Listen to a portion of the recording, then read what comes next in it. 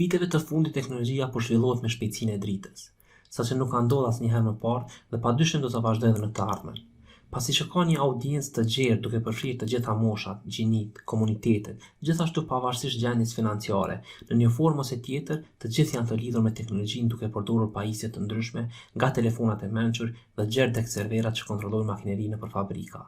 Dhe është vetë populariteti dhe lloj-llojshmëria e pajisjeve e cila po përdoret që po ka sukses te i mase.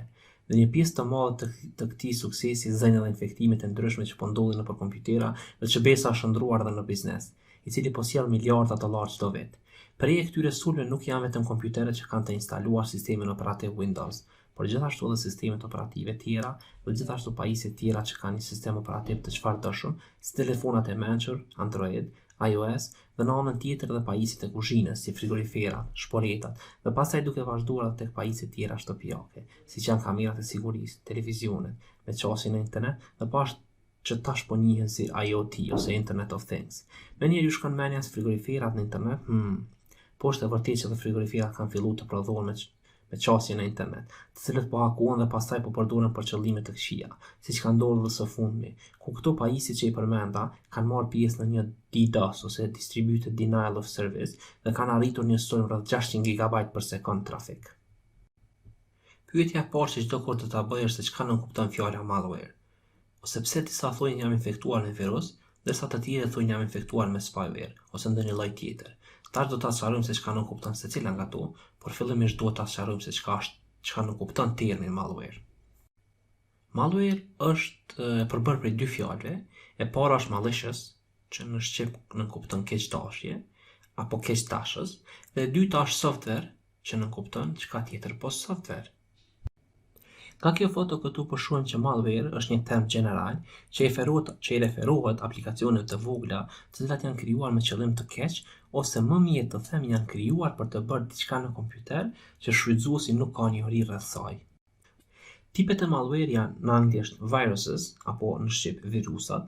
Është një tip e malware i cili bashkangjitet ndonjë aplikacioni, në një fjalë vjen si pakshesh. Nëse shkarkon ndonjë aplikacion siç ndodh të mirën me kreka, nuk duhet të çuditni nëse ju vjen edhe një dhuratë.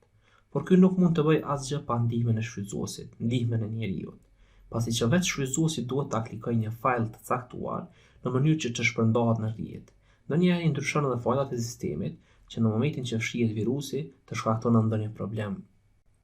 Në anën tjetër, worms apo krimbat janë të njëjtë sikurse virusat, përveç se shpërndarja në rrjet bëhet në mënyrë automatike. Më i famshëm dhe më i rrezikshëm ka qenë Stuxnet, i cili është krijuar nga Shtetet e Bashkuara të Amerikës dhe Izraeli që t'i shkatrojnë centralet bërthamore të Iranit. Ku në vitin 2014 lirisht mund të them që çdo kompjuter me Windows në rruzullin toksor ka qenë infektuar me këtë worm, por qëllimi i sulmit ka qenë vetëm centrali i Iranit dhe vetëm atë ka sulmuar. Nëse dëshironi të kuptoni se si ka ndodhur, ju preferoj ta shiqoni dokumentarin Zero Days. Trojans apo në shqip trojan është një lloj malware të cilët e përbëjnë vetëm një pjesë të kodit të një aplikacioni të caktuar. Domethënë ju merrni një aplikacion dhe brenda atij gjendet një pjesë e kodit e cila ndryshe quhet payload, ku mund të përdoret për vjedhje të informata apo si qëllim për sulme të mëtyqeshme. Kjo më së miri shpjegohet me kalin e Trojës, në të cilin grekët e kanë përdorur për të hyrë në qytetin e Trojës dhe për ta pushtuar atë. Ku kjo dhuratë e punuar nga druri, ju është dhuruar trojanëve dhe pastaj përmes tij e kanë pushtuar gjithë qytetin. Besoj që këtë gjithë e dini dhe mund ta lexoni edhe më shumë në internet. E njëjta është edhe në kohën e sotme. Ju merrni një aplikacion që duket si me licencë full apo cracked, por në momentin që instaloni, atëherë ju ftoni diçka më shumë se veç aplikacionin. Dhe ajo është dhurata e famshme e cila të pushton kompjuterin dhe sulmuesi mund ta merr në kontrollin e plot gjithë kompjuterin tuaj, në gjitha pajisjet që janë të lidhura në kompjuter. Disa lloje të trojanëve janë për shembull botnet apo tjetri është rat, që është shkurtesë për remote access trojan. Pastaj spyware, i cili po ashtu është një lloj malware, të cili për qëllim kryesor ka shpionimin në kompjuter, se çka shkruan, cilet website i shfleton. Për shembull, për telefonat të mençur mund të përdoret për mesazhe të dërgon, incizimin e thirrjeve telefonike dhe gjithçka që posedon ai telefon. Adware është gjithashtu një lloj tjetër i malware, i cili si të gjitha llojet tjera të malware përdoret për përfitime personale, ku një kompjuter i infektuar kohë pas kohe paraqet reklama në faqe të ndryshme, edhe pse ato reklama nuk janë pjesë e webfaqes, por dikush nga padia mund të klikojë në to, nga të cilat sulmuesi mund të fitojë para nga reklamat e klikuara. Këto dy të fundit, sipas mendimit tim, janë më të rrezikshme. E di, të gjitha janë të rrezikshme, por këto unë i kam vlerësuar si më të rrezikshme nga të gjitha, për të vetmen arsye se si funksionojnë. Ransomware është një lloj tjetër i malware, që kohëve të fundit ka filluar të përhapet si mortaja, duke infektuar kompjuter personal gjithashtu edhe kompani. Ky lloj malware në momentin që hyn në kompjuter, enkripton çdo gjë që sheh dhe ka qasin në to, normal me drejta, nëse ka drejta të modify. Edhe pastaj shfaq një foto në kompjuter, ku tregon që ju duhet të paguani kaq para, ku pagesa bëhet me Bitcoin, nëse dëshironi të merrni çelësin për dekriptim, përndryshe nuk mund t'i qasin shënimeve asnjëherë. Ku viktima të kësaj ka shumë, por disa që kanë bërë bujë të madhe në media, janë disa spitale në Amerikë, cilat është dashur me pagu me mijëra dollar në mënyrë që t'i kthejnë të dhënat prapë. Dhe është interesante përgjigjja e FBI për ransomware. Përgjigjja e tyre është që t'ju paguni të holla që kërkojnë hakera. Dhe e fundit është rootkit, e cila përdoret për të marrë të drejtat në kompjuter nga një person i pa autorizuar. Tash mundi me pyet se pse këtë e konsideroj si shumë të rrezikshme, kur të gjitha të tjera që i përmenda këtu kanë qëllim të njëjtë që të vjedhin t'i dhënat dhe t'i kontrollojnë kompjuterët. Arsyeja është se të gjitha më lart, përveç këtyre dy të fundit, mund të largohen duke përdorur aplikacione si anti-malware apo antivirus. Në këtë rast, rootkit mund të infektojë edhe firmware që përdoren në kompjuter, për shembull, hard drive firmware ose BIOS-in, ku edhe nëse formatizoni gjithë kompjuterin, ju prap mund të infektoni, sepse nuk mund të ndryshoni firmware vetëm me një format, por duhet punë shtesë që të largohet kjo dhe prap është pyetja se a mund të largohet ajo. Dhe ky është një rrezik shumë i madh në cloud computing data centers, pasi që në një maqinë fizike mund të përdoren me 10 maqina virtuale, cilat mund të manipulohen nga ky infektim. Pyetja tjetër është se si infektohemi me malware. Ka disa metoda të infektimit, por po e përmendi vetëm disa. Para është me USB. Domethënë çdo herë që vendos një USB-n për të marrë të dhëna nga një kompjuter i cili veç është i infektuar, atëherë mund të infektohet USB-ja dhe pastaj posa të vendosni në kompjuterin tuaj ose kompjuterin e dikujt tjetër, do të sjellë drejt infektimit dhe atij kompjuterit. Tjetra është email, ku ju pranon një email e cila mund të përmbajë një payload, domethënë mund të përmbajë një virus, apo më mirë me thonë mund të përmbajë një malware, e cila në momentin e hapjes, domethënë në momentin e leximit të saj, ju mund ta infektoni kompjuterin tuaj. Në anën tjetër, shkarkimet e ndryshme nga interneti duke përfshirë fotot, aplikacionet, muzikat, dokumente të tjera mund të arrijë drejt te infektimi i kompjuterit tuaj. Kështu që duhet të keni shumë kujdes se çka shkarkoni nga interneti. Jo gjithçka është e sigurt. Gjithashtu dhe vizita në webfaqe jo të sigurta, siç janë webfaqet me kreka, ose një webfaqe tjetër që ofron diçka pa pagesë, anë të vërtetë për të pasur atë aplikacion ose çka do të duhet ta paguani, është një fjalë në gjuhën angleze që thotë there's no free lunch. Kështu që mos mendoni që merrni një aplikacion me krek dhe kurseni disa euro në të. Në fakt ju paguani shumë më shumë se 20 ose 30 euro për atë program, por nuk e dini. Dhe e fundit është kur vizitoni faqe dhe të sigurta, të cilat kanë reklama. Do të duket e çuditshme kjo, por në fillim të këtij viti disa nga websajtet më të njohura siç janë MSN, New York Times, BBC, AOL dhe disa tjera kanë postuar reklama të cilat kanë pasur një payload të ransomware, ku janë infektuar me qindra kompjuter. Me një fjalë, lirisht mund të them, jo çdo gjë është e sigurt në internet. Dhe më e rëndësishme është si të mbrohemi nga to. Unë do i përmendje vetëm disa më gjenerale dhe nuk do të fokusohem në detaje. Ju gjithësisht duhet ta përdorni një antivirus, qoftë edhe free, domethënë pa pagesë.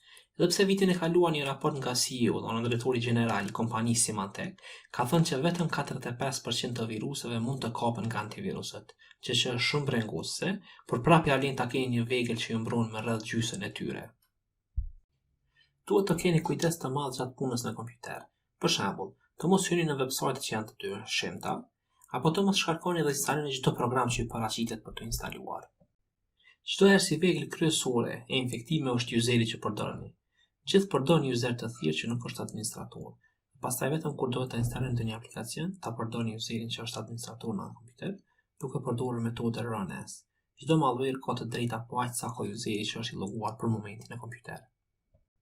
Gjithashtu ta aktivizoni UAC apo Universal Account Control në maksimum, sepse do t'ju njoftoj për çdo herë që një aplikacion dëshiroj të ekzekutohet dhe të bën ndryshime në sistem, ku në këtë rast mund të jetë edhe malware.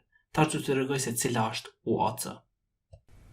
UAC apo Universal Account Control mundi me konfiguru nëse kloni në start, shkoni te Control Panel, i paraqitni më po me ikona të vogla, e zëni User Accounts, dhe pastaj e keni Change User Account Control Settings. Në momentin që klikonin këto, i paraqitet kjo drejtare. Unë ju rekomandoj çdo herë ta keni në të lartën, që është always notify me when, më njoftoni çdo herë kur çdo program dëshiron me instalu diçka ose me bën ndryshime në kompjuter, ose edhe unë kur bëj ndryshime në kompjuter. Ndoshta pak është e mërzime, por ja vlen ta keni këto.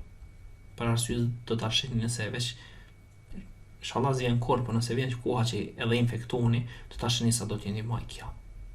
Klikoni OK, klikoni yes, edhe aplikohet kjo ndryshim. Dhe në anën tjetër instalimet e arrimeve apo updates të sistemit operativ dhe të gjitha aplikacioneve tjera luajnë një rol shumë të rëndësishëm në këtë aspekt, sepse këtu mbyllin disa vrima dhe rregullojnë disa mangësi që veç janë të gjetura nga arrimet tonë prej arrimeve të kaluara apo prej updateve të kaluara. E rëndësishme tjetër është që t'i fshini aplikacione që nuk i përdorni, sepse ato mund të jenë shkak që dikush të mund të ta kontrollojë kompjuterin tuaj. Me një fjalë, çdo aplikacion që është instaluar në kompjuterin e juve e rrit harkun e sulmit. E dini sikurse gjuajtja me shigjet, që sa më i madh të jetë harku, po më në vendi ku duhet të qëlloni, aq më lehtë është të ta qëllosh atë. Dhe kjo është e njëjtë. Çdo aplikacion që përdorni në kompjuter e rrit atë hark dhe sulmuesit do të kenë shumë më të lehtë të arrijnë qëllimin e tyre. Asnjëherë mos vendosni USB të huaja, të cilat nuk e dini se kujt i takojnë. Shumë shpesh ndodhet që ndonjë kompani të hakohet përmes kësaj teknike, ku persona të shakeq lëshojnë disa USB në parking ose në hyrje të ndonjë objekti dhe vetë kurreshtja e njeriu të shtyn që ta shiqojë se çka ka në to. Munden me shujt në USB të dhëna sekrete, të dhëna konfidenciale, edhe në momentin që e shtyn në kompjuter, ju vetë që keni dhënë çështje hakerat në rrjetin tuaj.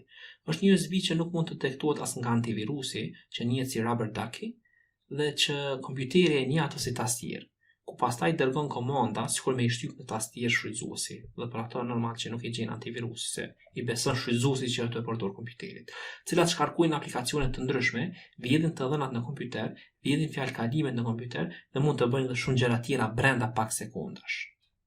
Si përmbledhje është që të keni shumë kujdes gjatë punës me kompjuter, duke i marrë parasysh të gjitha këto që i përmenda, sepse ju mund të jeni viktimë e ardhshme.